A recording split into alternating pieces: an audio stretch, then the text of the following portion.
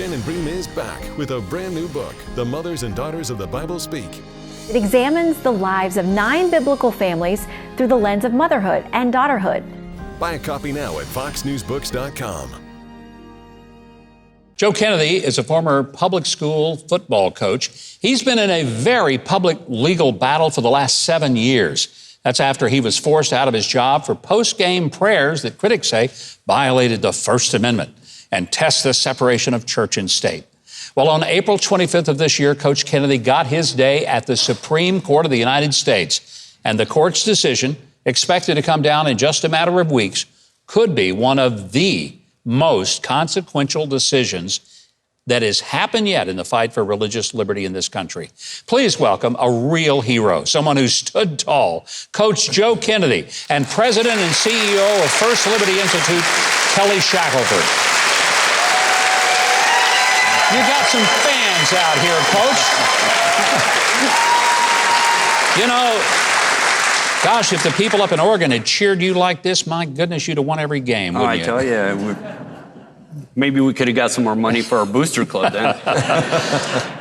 I don't want to belabor, because this is a long saga, but basically this is all about that because of your convictions as a believer, at the end of every game, you would go by yourself to the 50-yard, just go out on the field, take a knee, and you would say a prayer to the Lord, thanking him for the blessing of being able to be there. You weren't praying only when you won. You prayed win or lose, and you just felt that you had that obligation to acknowledge the Lord.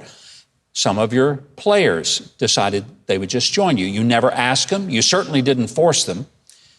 And some people got bent out of shape over the fact that after the game, you had a prayer. What was it that bugged them so bad about that?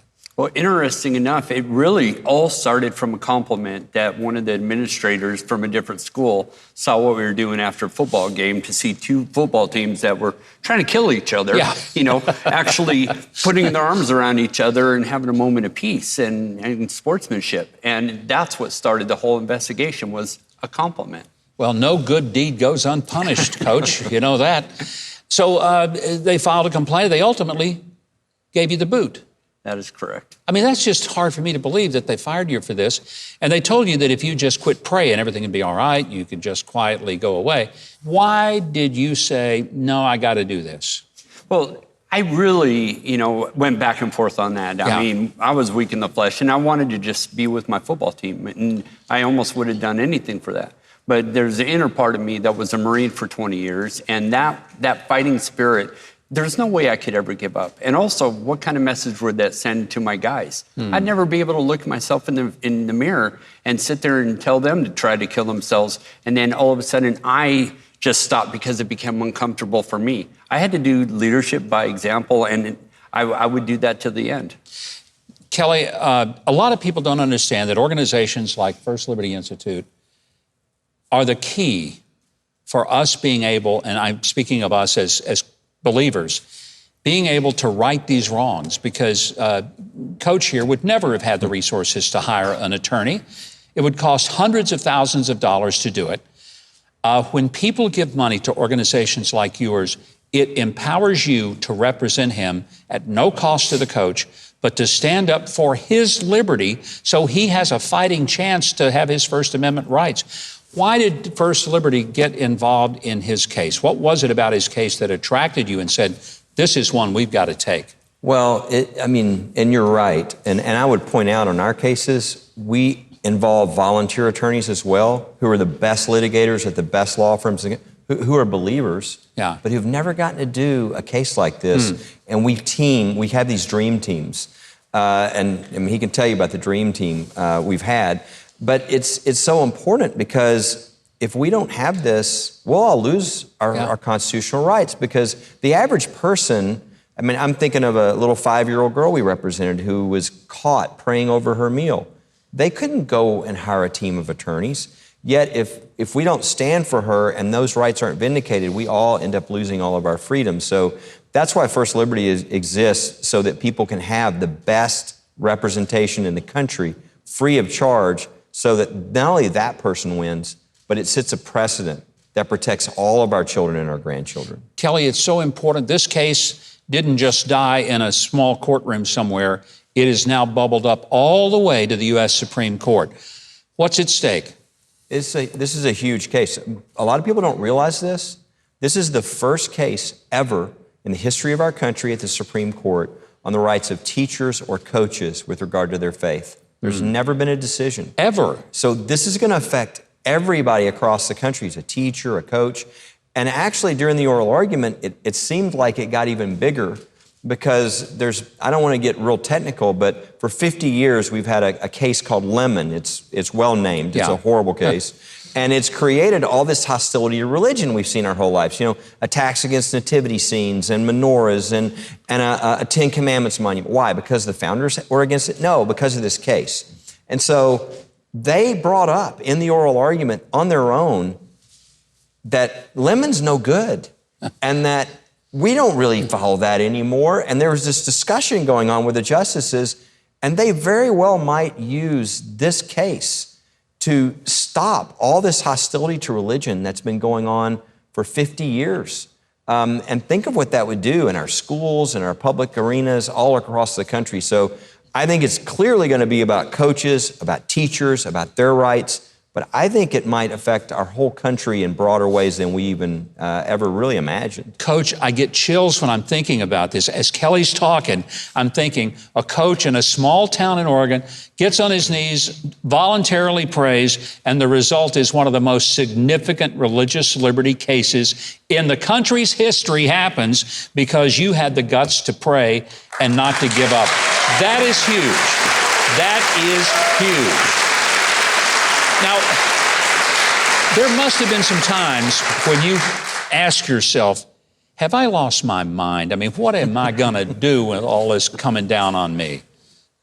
Well, I really think that God's got a really weird sense of humor to use somebody like me.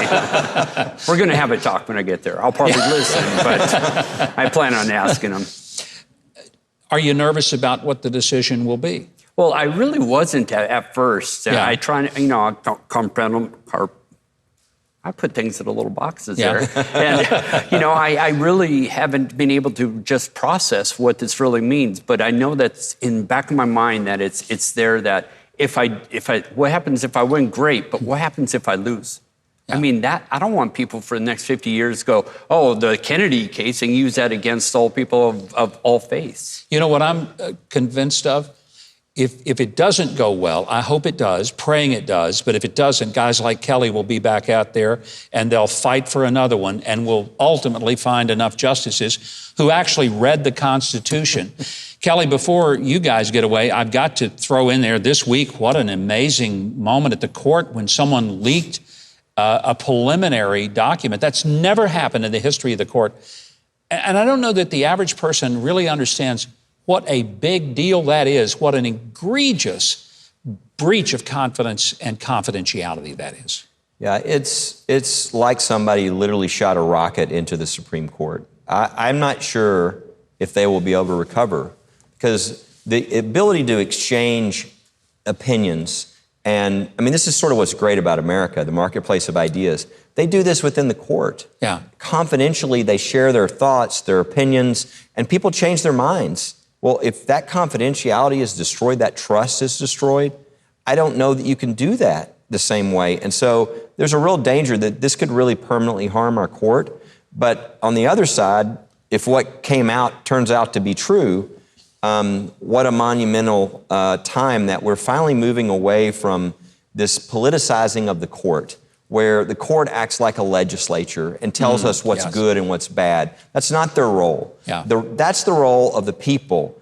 And this would return power to the people to make these moral decisions and not 5 people in a back room in the Supreme Court. This would be a huge return towards our democratic republic and the power that the people have. And people need to know the big lie that had been told by the left is that this would outlaw abortion. It doesn't. It simply gives it back to the states. Some states will have more abortion. Some states won't have any.